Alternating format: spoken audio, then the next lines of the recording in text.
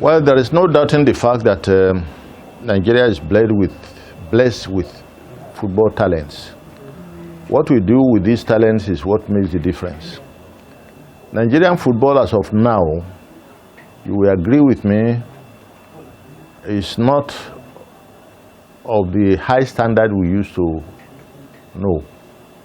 When last did we have an international honor, whether at club level or national team level? What I'm saying is that it is not that we have not achieved a few things, but I believe strongly that we are talented enough to have achieved higher levels of achievement. And that is one of the reasons why I say that I'm not happy with the present standard of football in Nigeria. If you will agree with me, by FIFA regulations and programming, you have 4 years to prepare a team for the World Cup, because immediately after the last one, you start preparing for the next one. But in my case, I had barely 3 months to prepare a team for the World Cup. And we had some faults, we had some misfortunes based on circumstances. I'm not the type that gives excuses for whatever I do. I don't give excuses. I don't believe in excuses. And so there were certain things which wouldn't have happened, but most of them were administrative lapses, which eventually will affect the technical aspect of the game. I was at the World Cup. I thank God for that opportunity with the senior team. And I was happy at what I did at the competition. Now, the two of them were fully in the team. For instance, Ikeshurumu was the goalkeeper against Argentina. He was the goalkeeper against Sweden.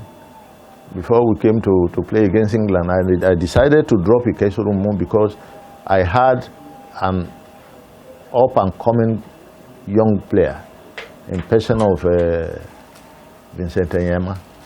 I wanted to see what he was going to do, and he didn't disappoint. He did a good performance against England. The game ended in a draw. Then from Adepoju, my initial intention was to use him to push the young players. And I put the young players in the matches against Argentina and Sweden. And they were aware that if any one of them didn't perform well, there was a strong player on the bench. That was the main purpose for which I wanted to use Motu. Again, for African Cup of Nations, you had 2 years to prepare. I started handling the team in January 1983, and the African Cup of Nations was in March, just over a year.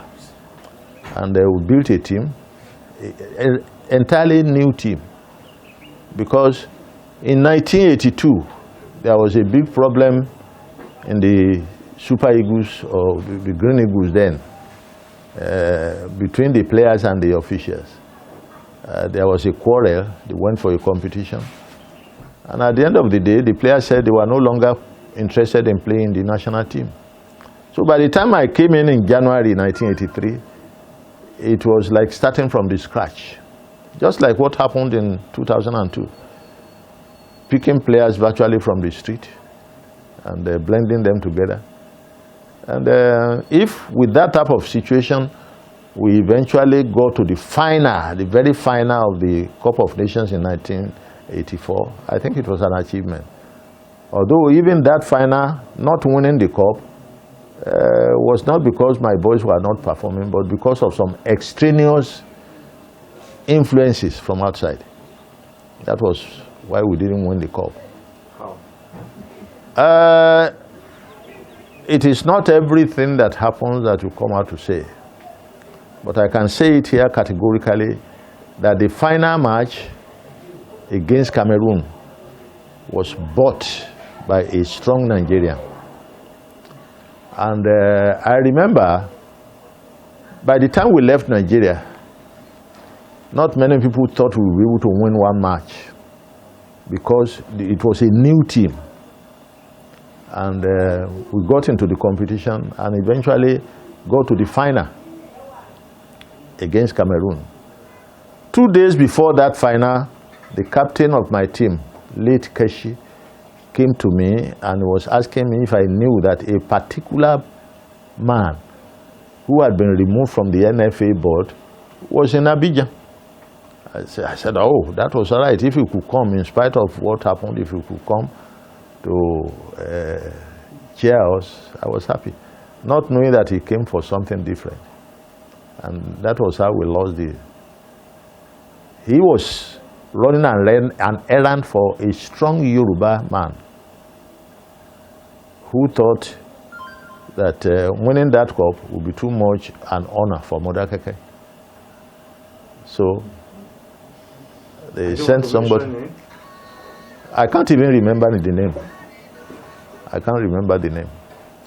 And so they sent somebody to this man in Lagos, the man who was removed from the NFA board, who now came to Abidjan to negotiate for the sale of that match. And that was how we lost. My team was good enough to have won the cup that year. But as I said earlier on, I don't enjoy complaining. What has happened has happened. Let's forget about it. There were 4 men involved in that scandal then. The 4 of them are no more today. The 4 of them are no more today. So I thank God. Throughout my stay with the team, 1983 to 1985, I did not have one foreign-based player in the team. They were all local boys. Many of them. It will not be fair of me to name just a few of them. And because they all did very well. Football is a team game. When you have players from several clubs playing different systems and patterns in their clubs, coming into the team, and under short notice, it will affect the performance of the team. And apart from that, the coaches, but even the Nigerian system in our football, are we discovering the talents? There's no developmental program. And that is the major problem we have. The talents are there, but we are not discovering them, not to talk of developing them into stars. It's unfortunate. And the present coach in charge of the team has been around for 5 years. And he says he's still performing an experiment. I wish him the best of luck. You remember we were talking about 1984, when I had barely 1 year to prepare the team. When I was going to the World Cup, 3 months to prepare a team for the World Cup, and people are complaining. Now somebody has been on the job for 5 years and is still performing an experiment. I'm saying this because I'm a true Nigerian and I'm not happy about it. Are we monitoring performances at the local league? In this country, we don't have one single trained technical analyst for football. Competitions don't form development. Competitions are supposed to be used to assess level of development.